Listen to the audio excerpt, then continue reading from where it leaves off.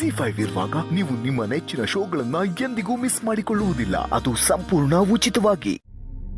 ಆಚಾರ್ಯರೇ, ನನ್ ಮಾತು ಕೇಳಿಸ್ತಾ? ಹಾ ತಾಯಿ, ಕೇಳಿಸ್ತು. ಮಹಾಮಂಗಳಾರತಿ ಆಗ್ತಿದ್ದಾಗೆ ನಿಮಗೆ ಕಾಲ್ ಮಾಡ್ತೀನಿ. ಪ್ರಸಾದನ ನಮ್ಮ ಹುಡುಗನ ಕೈಲಿ ಕಳಿಸ್ತೀನಿ.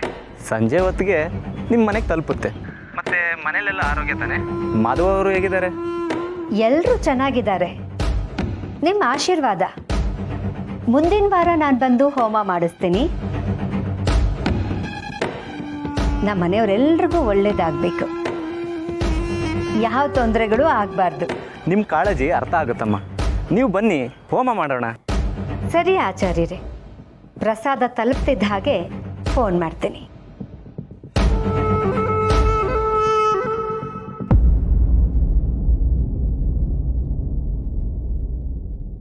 ಯಾಕ್ರಿ ಇನ್ನೂ ನನ್ನ ಮೇಲೆ ಅನುಮಾನನಾ? ಅನುಮಾನ ಮಾತ್ರ ಅಲ್ಲ, ಆತಂಕನೂ ಇದೆ. ನಮ್ಮ ಅಣ್ಣ ಅಂದರೆ, ಈ ಮನೆಯವರು ಅಂದರೆ ನನಗೆ ಜೀವ. ನೀನು ನನ್ನನ್ನು ಕೊಂದು ಹಾಕ್ತೀಯ ಅಂತಂದರೆ ನನಗೇನು ಅನಿಸಲ್ಲ.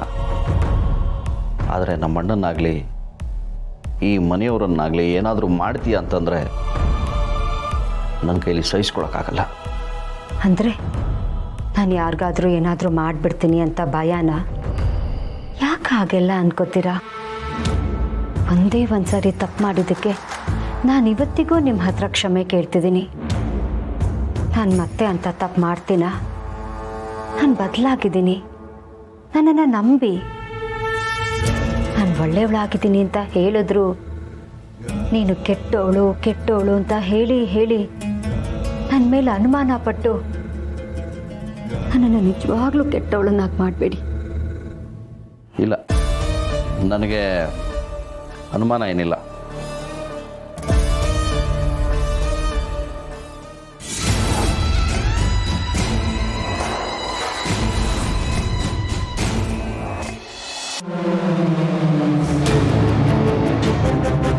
ಏನಂದೆ ನೀನು? ಹೌದು, ಅವರು ನನ್ನ ಅಪ್ಪನೇ, ನಾನು ಮಾಧವ ಅವ್ರ ಮಗನೇ. ನನ್ನ ಕಣ್ಣು ಮುಂದೆ ನಮ್ಮ ಅಪ್ಪನ ಮೇಲೆ ಕೈ ಮಾಡೋ ನಾನು ಸುಮ್ಮನೆ ಬಿಡ್ತೀನ?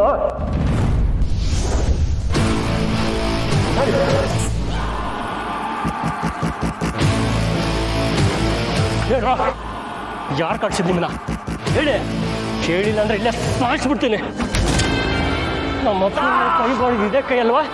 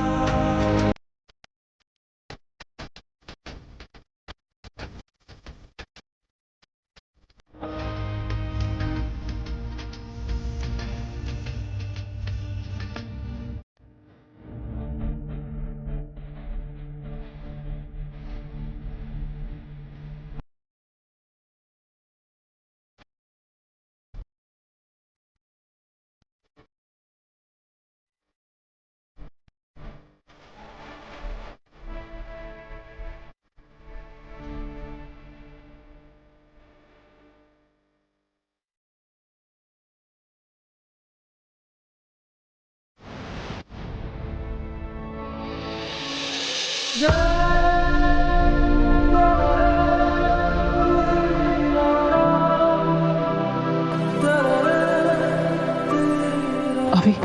ಡಾಕ್ಟರ್ ಏನು ಹೇಳಿದ್ರು?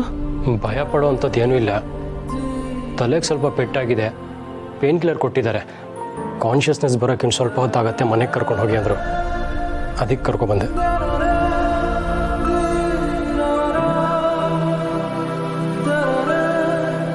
ಹಾಸ್ಪಿಟ್ಲಿಗೆ ಹೋಗುವಾಗ ನಮಗೊಂದು ಫೋನ್ ಮಾಡೋದಲ್ವಾ, ನಾವು ಬರ್ತಿದ್ವಿ.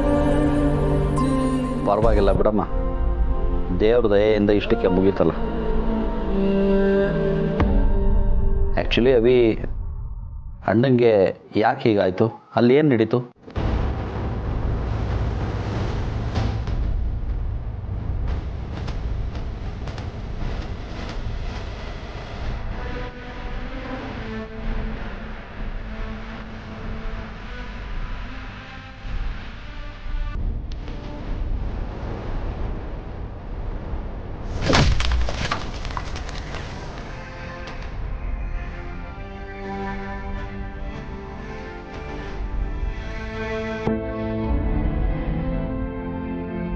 ಇಷ್ಟೆಲ್ಲ ಆದಮೇಲೆ ಪೊಲೀಸ್ ಕಂಪ್ಲೇಂಟ್ ಕೊಡೋದು ಒಳ್ಳೇದಪ್ಪ. ಸದ್ಯಕ್ಕೆ ಅದೆಲ್ಲ ಯೋಚನೆ ಮಾಡೋದು ಬೇಡ. ಮೊದಲು ಇವ್ರಿಗೆ ಪ್ರಜ್ಞೆ ಬರಲಿ, ಆಮೇಲೆ ಮಾತಾಡೋಣ.